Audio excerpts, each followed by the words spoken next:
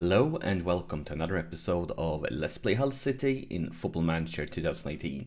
And since last episode I have played one game. It was at home versus West Ham, and it was another game where I started the game with an overload instruction and used it all the way through the game, and we managed to win with 3 goals against none. So yeah, overloading for at home games, I kind of like it. Probably want to keep on doing that. Maybe if you're not against like the biggest teams in the world. But yeah, I think I'm going to do that quite a bit. And that brings us to this league table.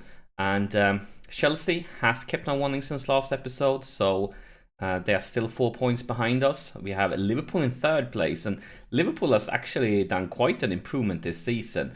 If you take a look at the last few seasons, last season they ended up in 8th place. Season before that, 6th place. Before that, 6th place. Before that, 6th place.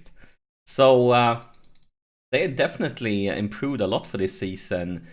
Currently in 3rd position. So yeah, they are in good form. We can say that, and that's the bad news for us because today we are playing them away at Anfield. So could be one of the tougher away games of the season.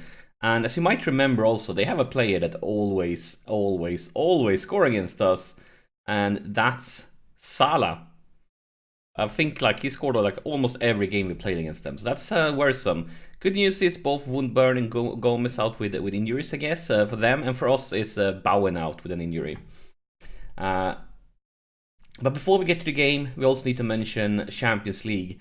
So the draw for the first knockout round has been done, and we got Red Bull currently in 4th place in the German division. And if you take a look at the teams that are managed to get through to the second or to the first knockout round, we definitely could have gotten an easier draw, but we can also have gotten a much tougher draw. So I'm okay with this one. It could have been better, but it could also have been a lot worse. I think they are a team we can beat. I'm not taking it for granted that we will beat them. It's probably going to be tough, but it's definitely doable compared to some of the other teams that would probably have been a bit like even a tougher opponent. But yeah, I'm okay with this this draw, and I hope we can go through to the next round. Will be beautiful. And I also want to talk quickly about a few of our youngsters, because as you know, I have been struggling this save when it comes to signing big players. So I've kind of been forced to sign youth players and development to become youngsters. And first off, our goalkeeper, as you know, he's been playing almost every game this season. And look at these green arrows, they are beautiful. And he has kind of the potential to become a world-class goalkeeper. His physical attributes is definitely world-class status. His mental attributes on his way, kind of. He should need to get better on anticipation. I can't even pronounce it. Anticipation. I'll probably butcher that word, because I feel like that's a very important one for goalkeepers. But other than that, it's pretty good. And when it comes to his goalkeeping stats, they need to improve to become world class. They are really good, especially for his age. But I mean, compared to Joe Hart here, they need to get up to those 17, 18s, really become like world class. But I mean, if these green arrows continues for the next few seasons, he definitely have the potential to become one of the best goalkeepers in the world. And also for the defense, when it comes to Selic, look at this. His major weakness is, I would say, as a central defender, is his heading ability. And I'm probably actually going to put him on individual training to improve his heading ability. Because I feel like if we could get him up to like at least 15, then he would become so good. I mean, look at these mentals, those physics, and tackling, marking, what I would say, together with heading, are the most important technical skills. Looks fantastic. Our new signing, Torre, though, kind of a bit worrisome with arrows in every direction. His stats is still very, very good, and he's only 19, but kind of worrisome with all those red arrows. And also Oxford, of course, is signed for this season. Looks brilliant, but he needs to improve. I would say tackling, marking. Also, he needs to improve heading, like the most important things for him to become really, really good. And for the midfield, is there anybody I want to mention? I mean, Carbo starting to look fantastic. Still need to improve his technical skills though, but his mental and his physicals is just beautiful. Farrell, fantastic from the beginning. Haven't improved much. Maybe he is already at his full potential, but I mean, that potential looks sensational, so really can't complain. our new Russian guy. He's getting tutored. Hopefully that will get his determination up, change his personality. But yeah, I think it's... Oh yeah, two kids though I'm worried about. Bowen that's injured. He kind of haven't improved for like 2-3 seasons. So I think he's reached his maximum potential. Maybe it's time for us to replace him. But he is homegrown, he's English. That makes him kind of hard to replace. And also Svensson kind of haven't improved much last few seasons. He's really good though. But maybe it's time to let him go to bring in somebody that can actually improve. And also to know, he have been picking up a lot of injuries. I don't like it. But yeah, today is time for Liverpool, and we are definitely not going out all out crazy attacking, overloading for an away game at Anfield. We are going to use a little bit more defensive-minded formation here, back to our normal one with a normal mentality. Yeah, this is a very important game because, as you know, we are heading in the table. But this is definitely one of those games where we could actually potentially end up losing. So if you can take points in an important away games like this one, that sets us up for a really good season. But if we start losing these games, I mean, this could be when it all turns around. And yeah, definitely not an easy game. Not much going on though. We played for almost 15 minutes, not seeing highlight, one shot for each team, but that's it. Clock is just ticking on. 20-minute mark has been passed. Oh my god, this is a very boring start to the game. Maybe both of the teams are kind of like taking out each other, like feeling each other, and not... I mean, we are standard, and they are in a mirror formation. Maybe they are also like taking a little bit slow, a little bit standard here, because nothing happens. At least we're creating more chances than them. But oh my god, like, we are about to reach half time, and not a single highlight. Definitely one of the most boring first half we have seen in this series. And a lot of reds here, struggling for possession, poor shots, Oxford loses possession. Okay, I think first off, of course, we need to tell the lads that we're not pleased. And now let's go to the tactics screen. So I'm going to keep this formation a little... Actually, we could actually go like this already. We have nothing to lose, I feel. So let's bring Brandon as a box-to-box. And then we're also going to try to speed things up a little bit. We're going to stop retaining possession, try to go for more direct passes, see if this more high-paced thing helps us. And yeah, the rain starts pouring down in the second half. I think I've seen that in quite a few games now. Like, seems to be a thing, like when the second half starts, the rain starts pouring down. But yeah. Let's see. Taking a look at statistics now. Actually, Liverpool are creating quite a few chances, and cost us also another yellow card. What's up with central defense? But they are tackling harder, so maybe it's not surprising that they are picking up cards. But yeah, since I changed these things around, Liverpool have been creating a lot of chances. That's worse now. But still, not a single highlight in this game. What the heck is going on? This is actually kind of weird. So let's pause it here. This is actually really, really weird. So we are going to change it around even further because, I mean, we are here for 3 points. We're not here for a vacation. I'm going to change you guys around. And you will be the deep lying. And you will be the box-to-box.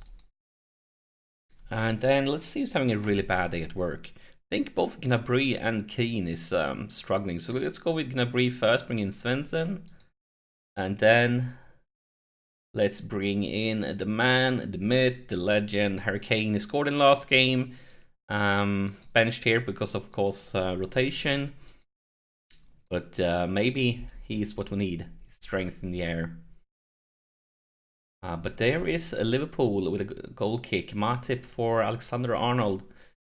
Going for Salah. Come on, guys. Don't you want to win the ball? Just don't stand there. Watch them. Come on, put some pressure on them. Beautiful Calabria all the way back for Vestine. Come on, build it. We could create something from here, maybe. A beautiful challenge here. Here is King, but he's very lonely. Harry Kane completely alone, but he's getting slowly some backup. Farrell, and it's very like a random ball into the box.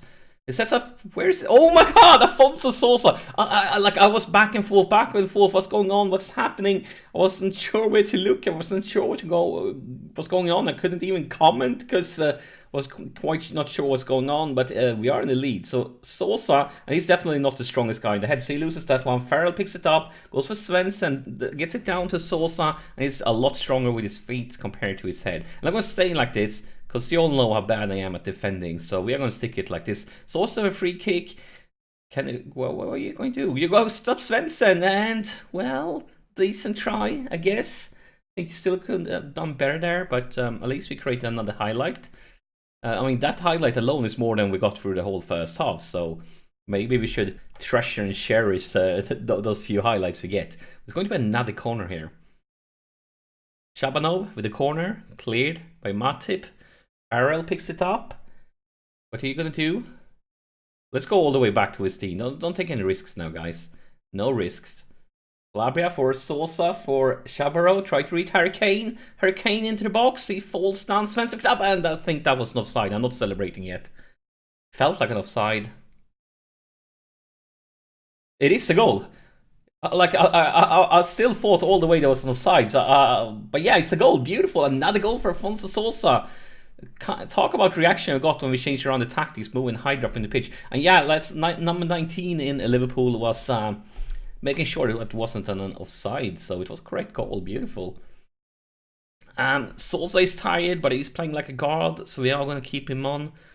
We have one last sub though. Who will it be? Who will it be?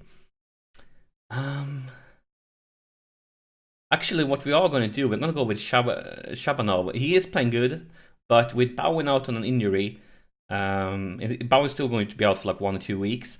As always, I brought in young Neva, and as I said, every time I bring him up into the first team, I say he's definitely not good enough for Premier League. He may be never going to be, but with Bowen out on injury, we know that Gabanov is going to have to start the next game, so I think it's the right choice to give him some rest here the last 10 minutes.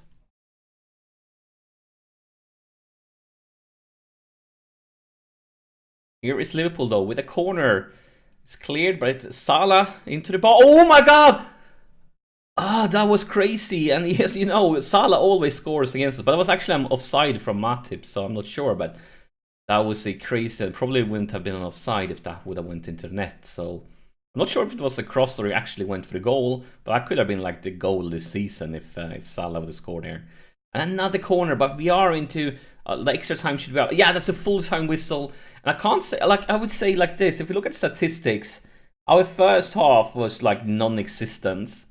But then after we made a change, especially since we moved Sosa up as an attacking midfielder instead of playing with straight central midfielders, I think that made a difference. We started to actually like really creating chances, scoring goals. And I'm very pleased for this result. Really, really pleased. Yeah, it was beautiful. So let's tell them I am happy. It was a very important away win. We need to talk especially to Afonso. And I'm actually going to talk about his first half. Look at this. 6.8 in the first half and 9.1. So I'm going to tell him that he was so much better in the second one. Can I tell that? Where is it? Can't I say that? Yeah, that. I'm happy with improvement in the second half. And he agrees. He definitely agrees. Actually, for Gnabry, I'm going to tell the opposite. You are garbage. I'm very displeased with you. And he agreed, because he was garbage. So let's take a look at the league table here. And in other games, there's nothing that kind of affects us. Let's take a look at the table ASAP. Of course, we have one more game played compared to Chelsea. But since Liverpool was in third place, this is a huge result for us. Because look at the gap now down to Liverpool. Look at that gap. That's insane. Now we just need Chelsea to lose a game or two, and then we can actually kind of start to think about the Premiership title. Because with the situation we are right now, the Premiership title is not impossible if all our lads can stay fit.